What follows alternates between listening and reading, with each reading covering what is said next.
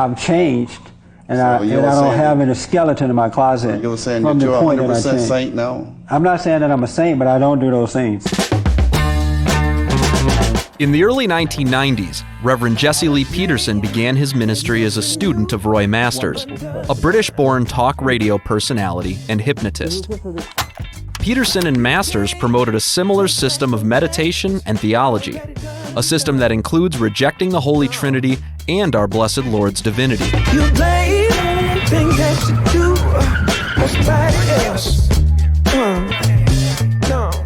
But thanks to the feckless and spiritually absent bishops, Jesse's theological errors didn't keep him from gaining tens of thousands of Catholic and patriotic followers. Jesse's draw for conservatives was his commentary against the Marxist group Black Lives Matter. Black Lives Matter, radical so-called social justice warriors, they were chanting, what do we want? Dead cops. When do we want it? Now. Pigs in the blanket, fry them like bacon. And people went out and started killing cops and everything. Back up! Exploiting many angry American men's desires for a stable family life, Jesse would directly call out feminists for their role in destroying the family as well. Sexism is a made-up lie, and it's been made up by women who hate men, who hate the family, who hate the unborn child. The 73-year-old even visited the Church Militant studio in March, when senior executive producer Michael Voris answered his questions about Catholicism. Did Jesus just rise from the dead in spirit, But or did his body come out also? He was, maybe his body count, I don't know. But I know. Well, that's a big deal. He rose in the spirit. That's what. No, he rose in the body. Why I want to make that. But he rose in the body. You can't say he didn't walk out of the tomb on Sunday. And for what we knew at the time, Jesse was an ardent opponent of homosexuality in and outside the church, and presented himself as such. The spirit of homosexuality is of their father, the devil. It's not them, the person. It's the spirit that made a home in them. And it came from them overreacting to some sort of a situation in life, whether it's from someone messing with them when they were kids, or overreacting to an angry mother, because you become like what you hate. But shortly after the March interview, friends of his came to us with a different story. These stories first came to light when Jesse's former co-host and alleged decade-long gay lover exposed him. 61-year-old Patrick Rooney has known Jesse for nearly 30 years, dating back to roughly 1992. Everybody know Patrick Rooney, one of the smartest white men on this side of heaven. The two were so close that Jesse was the minister at his wedding and the pastor at his baptism, long before Rooney claimed any homosexual activities began. Right around that time, I also had started a TV show. I was doing a public access TV show in LA, and with a friend of mine who had gotten off heroin and wanted to, he asked me to be involved in the show to help other people get off drugs and things like that. So we started a show, and one of our first guests was Jesse and another gentleman from Bond. So we did a couple shows with them. And from that time forward, right after the show happened, Jesse and I talked in the green room, backstage. And right off the bat, he started asking me stuff. Jesse's very forward with his questioning and things like that. So he actually asked me right after that show, are you gay? Rooney's characterization shows that Jesse allegedly used similar grooming tactics as other homo predators, like Saginaw priest Father Robert DeLand, who asked similar questions when preying on a young man in 2017. To discover that you have some gay tendencies is a fine thing, because then you don't have to be so confused. Right. Do you feel less confused? Do you? Yeah. After Jesse discovered Rooney's same-sex attraction, his relationship with Jesse was taken to the next level. Bit by bit, Jesse began edging him closer and closer to sin. Once he moved up there to do the show, we stayed in the same house. Jesse would kind of do some things, kind of horseplay and stuff like that with me. And at times he would do stuff where he would like grab me and then we'd kind of wrestle around a little bit. And then I'd feel his, private parts against me. And he did that more than once. So it wasn't like an accidental thing. He would kind of do it. And then I even mentioned it like, what's that or whatever. And he would kind of play around and joke about it. Fast forward to 2005, and Jesse was ready to make his final move. We did a conference with them called Moral Reconstruction, which is kind of ironic now that we're sitting here talking about something else. It's called Moral Reconstruction. We did that.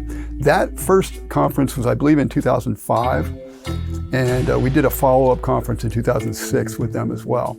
And I went with Jesse to Washington, D.C. For this conference. I was a fundraiser at the time. And so we did fundraising, and I was part of the conference. While we were at the conference, we stayed in Virginia, near DC. So we were sitting on the bed together, and all of a sudden he turned to me and just looked at me, and he said, "What do you want to do? What do you want to do?" And he said it in a tone that was really insistent. And I'd never seen this tone from him before. It was like kind of scary. It kind of scared me. Like what? What do you want to do? I knew what he meant, and then I told him, okay. And at first I'm scared, and I'm like, okay, well, I'm playing along here. It kind of threw me off my game, I guess, in a way. I think later I realized that's kind of something that people do sometimes. It's like the devil works in a certain way by intimidating you, and it throws you off your normal game. And so he said, "What do you want to do?" And he was like, "Okay, I'm scared." And then I told him what I want to do. I mentioned sex acts, that he knew about, that I had already talked to him about, that I was interested in. And next thing you know, he's ripping his clothes off and coming at me, basically. And I did the same, took my clothes off. And next thing you know, we're fully at it, having, not getting into detail here, but basically full-on sexual acts. Rooney's recollections show that Jesse mirrored DeLand's sexual advances almost identically. I love you. Love you too. I know. What are we gonna do? I don't know. No, what are we gonna do, really? Rooney's description shows that after their sexual encounter, Jesse began intertwining his private homosexualism with blasphemy. After we had just done this first sexual act, and then ever since then, he told me that once we did this, I was born again. This sounds crazy, but this is the absolute truth. He said that I was born again. He would remind me of that through the years. Following being born again, Rooney contends that his sodomitic relationship with Peterson went on for roughly 10 years, until Rooney decided to come clean to his wife and son. My son was really angry. My son was mostly angry at me, because he had Jesse on such a pedestal. My son had Jesse on such a pedestal, he literally thought Jesse could walk on water. We got on a phone call, we talked to Jesse, and as soon as we brought it up with my son on the phone call, Jesse denied it. And I said, "Jesse, you're a liar. You're lying. You know you're lying." And he finally came out and admitted to my son that he did that. Rooney later moved to Florida to get away from Jesse. But according to Rooney, Jesse couldn't handle the relationship ending, offering him several bribes to get him back to LA. It's typical for homo predators to try and cover their tracks using a cornucopia of strategies to shut people up. In the case of Father DeLand, it was now deceased Saginaw Bishop Joseph Sistone, who remained silent on DeLand's abuse for years. While serving as an auxiliary bishop in Philadelphia in 1994, Sistone allegedly watched as documents containing names of up to 64 suspected sex abusers were shredded, earning him the nickname Bishop Shredder among the U.S. bishops. According to Rooney, for Jesse and those loyal to him, the strategy was to bully and silence all victims and witnesses speaking up. Jesse did throw me under the bus, basically, and other people that did anything like that, and still does. If anybody comes up with it, they'll keep anybody off the air. You're talking about other victims? Well, other victims. And he'll make sure that if anybody talks about these things, calls up his show or does anything like that, they were not going to get through on his show. Patrick explained how easy it was for Jesse to discredit victims, given Bond's history of seeking out troubled young men. A lot of the people that Jesse brings around him are troubled young men, right? Have drug problems, right? Some of them been in jail. So it's pretty easy to discredit a guy who's been on drugs, maybe in jail or something like that. It's pretty rotten thing to do. Beginning last November, Rooney began writing a collection of blog posts hinting at Jesse's predation, leading him to a shocking discovery. After I published these articles, I found out from a young man, a very credible young man, that Jesse was fooling around with this young man. That young man was 30-year-old Samuel Arambula, a more recent member of Bond and Jesse's latest known purported victim. I started going to Bond around May 2020. 2020. This was during the coronavirus lockdowns, everything. As soon as they opened back, they were doing live broadcasted, no in-person church for like 2 months or 2 weeks or something like that. But as soon as it opened up, I went. That was May 2020. Jesse, what he likes to do in the church is he goes around first-timers. He goes around first-timers and says, introduce yourself, what's your name, how'd you find us, where are you here? The first thing I said, my name is Samuel, and I'm here because, you helped me a lot. I went and forgave my mom, I went and forgave my dad, I had a lot of anger, and I just dropped that, and I feel way better now. I'm really, growing, and I want to thank you for it. Among him are 3 other alleged witnesses and victims who also chose to tell their stories. Samuel began his relationship with Jesse professionally, washing cars for him and doing other cleaning work at what they call the Bond House. The Bond House is where Jesse and several of his male staff currently live. And when Samuel began opening up to Jesse about his past, things got personal. I was molested as a boy, so I was like, Jesse, what do I do? Like, this is weighing heavy on me. What should I do? He said, forgive him, it's in the past. Our relationship progressed slowly, closer and closer. I didn't suspect anything weird of it. There were certain times where he began hugging me where I was like, whoa, I've never been hugged by a man. Like, what was this? But I was like, he would just tell me like, I just love you. So I'm like, okay, I get you, I love you too. But, much like with Patrick Rooney, Samuel states things went from casually close to mortally sinful. So a Friday afternoon, evening, I go to Jesse's house and I am sitting in his couch, relaxing, I'm kind of avoiding the LA traffic at the peak hour. So it's a good deal, and I get to stay somewhere with someone that I respect, friend. So then by this point, we're already real comfortable with like hugging and all that stuff, just hugging for long periods of time. I thought nothing weird of it. I guess my guard had already been let down completely. So I'm sitting on this couch, he kneels down in front of me, and then he wraps himself around, his arms around my waist. And I'm like, okay, this is kind of weird, but I'm like, Jesse, why are you doing that? He's like, I just love you so much. And I'm like, okay, I guess. I was just like this. So then he starts rubbing my thighs, and I'm like, okay, what is he doing? Like, it's kind of crazy. And then he starts rubbing my genital area, and I'm like, what's happening right now? And then he pulls down my pants, and then I'm like, I'm shocked. I'm not saying anything. I'm like, my face is like, whoa, what the hell is happening right now? From there, Jesse instructed Samuel to go into his so-called meditation called the silent prayer. And he's like, doubt all thoughts are lies. Everything Satan is telling you is a lie. And I'm like, okay, but inside it's telling me, hey, this is not good. What are you doing? What are you allowing him to do? Samuel describes Jesse abusing the supposed meditative state, trying to convince Samuel to ignore the traumatic sexual experience occurring. It went on for a few minutes. He would get up, walk away. I could hear him, I couldn't see him. He would get up, walk away. I could hear him get up, walk away, touch it, get up, walk away, touch it. And I was like, what the hell's going on? So then I opened my eyes, and then I'm like, what just happened?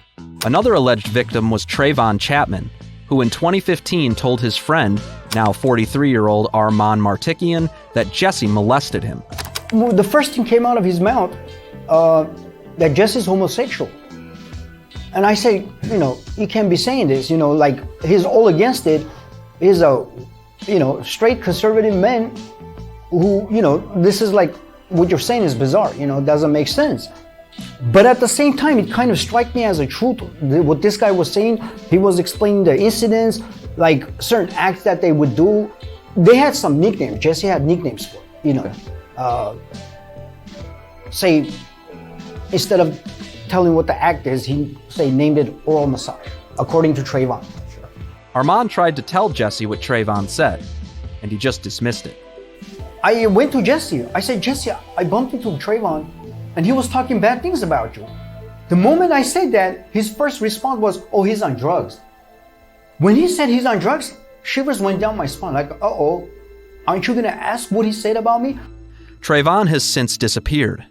None of the men have any idea of his current whereabouts, though they assume he's still somewhere in LA.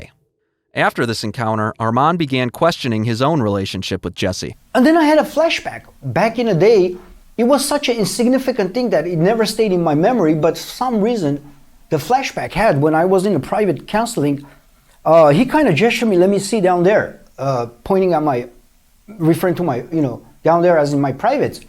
Not knowing what was about, I'm at very late teens at that moment, kind of got tricked into it, pulled my pants forward where he kind of looked at it, but at the same time, I'm thinking like, maybe he's trying to see if I'm shy, he's trying to help me overcome shyness, because I was a little shy, I didn't know what to make of it.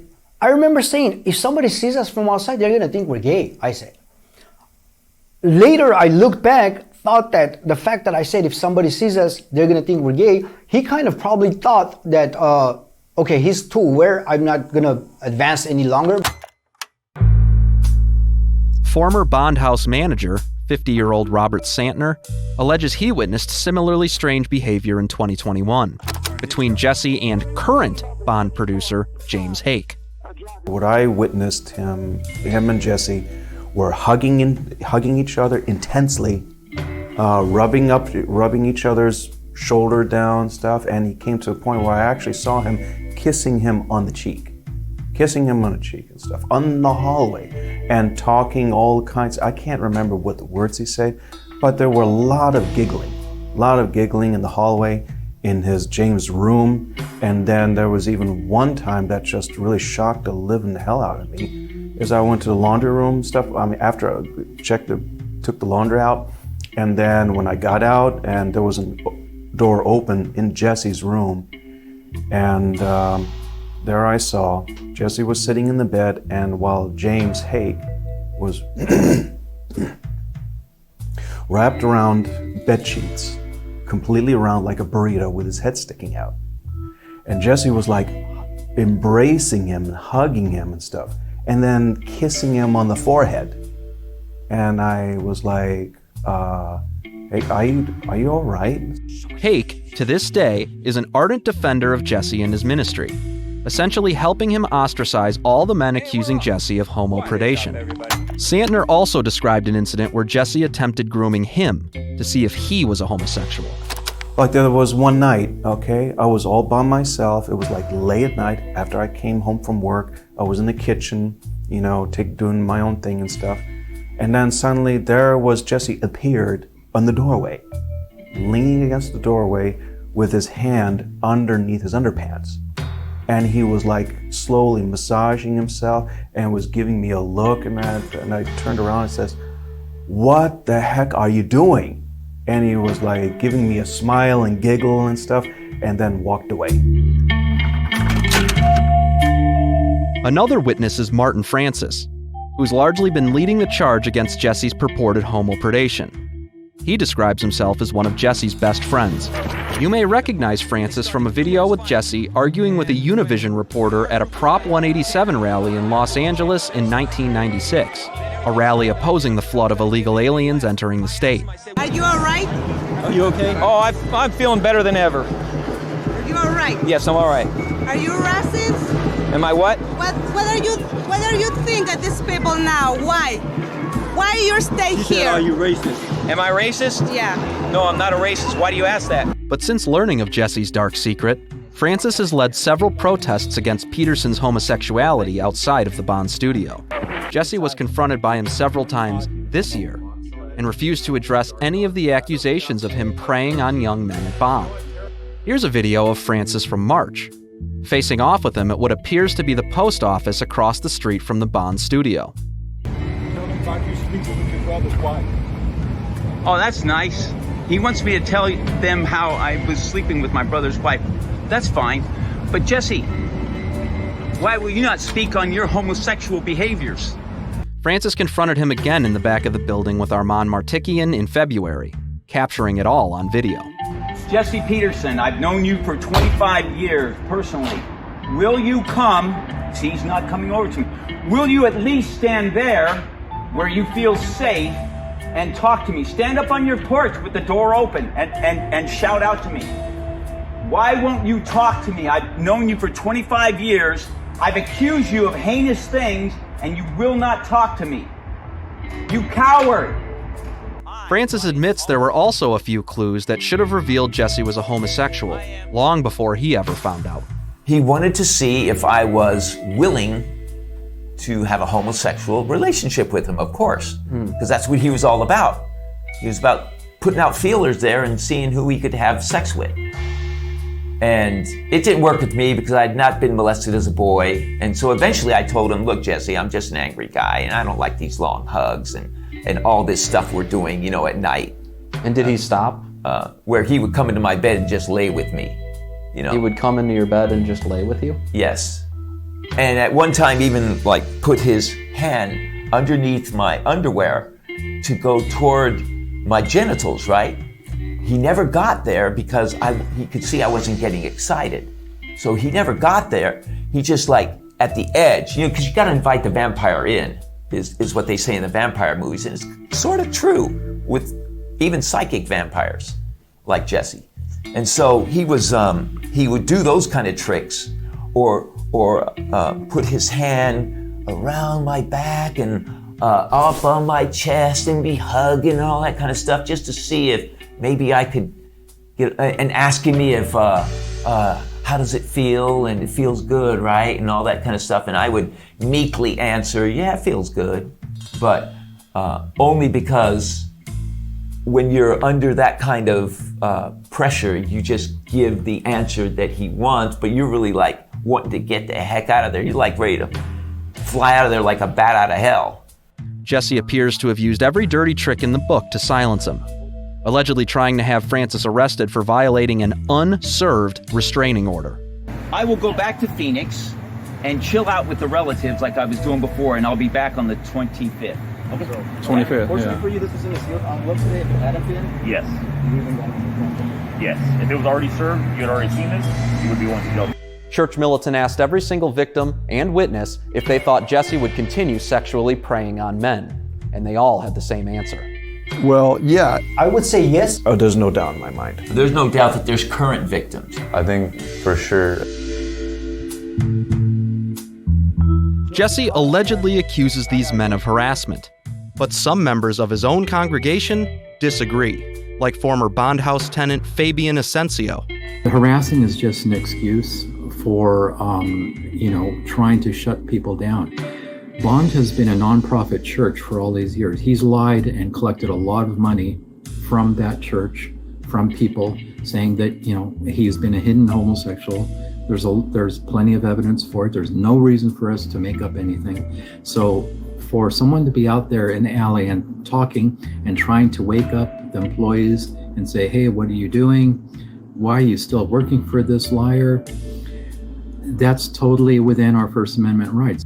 Jim Valerio, longtime donor and friend of Jesse's, also pushed back at his defenders. And for those of you people who are still supporting this so-called fraudulent, hypocritical, serial predator homosexual, you are going to pay a price for that. That is a stain on your soul when you meet your creator. Period. Cut. This isn't even the first incident. Jesse was embroiled in a homosexual scandal in October 2020, after his Twitter account liked a gay pornography image. After the tweet was left up for hours, Jesse's account was immediately locked down and set to private. One caller on his daily JLP show broadcast tried asking him about it, and Peterson hung up on him. Did you lock your Twitter account because you got caught liking a gay OnlyFans post? Amazing. Do you think I handle my own Twitter stuff? Oh, somebody else did it? How come you locked the account? None of your business. What the? Are you a homosexual or something? No, but it doesn't really Why matter. Are you such a beta male? What, you know all that stuff that's going on is not real, but you being a girl right now. What making you be a girl right now? There's nothing wrong with it, Jesse. There's nothing wrong with you being a girl? They were in. Goodbye. On top of those we spoke to, There were several other anonymous alleged victims Church Militant was made aware of, who refused to speak with us per their devotion to Peterson and his so-called ministry. Jesse continues to deny his own actions to his congregants and his fans, shutting down any victims who stand in his way. For Church Militant Special Assignment, I'm Joseph Enders, Detroit. You may talk about the men of Gideon, talk about the men of Saul.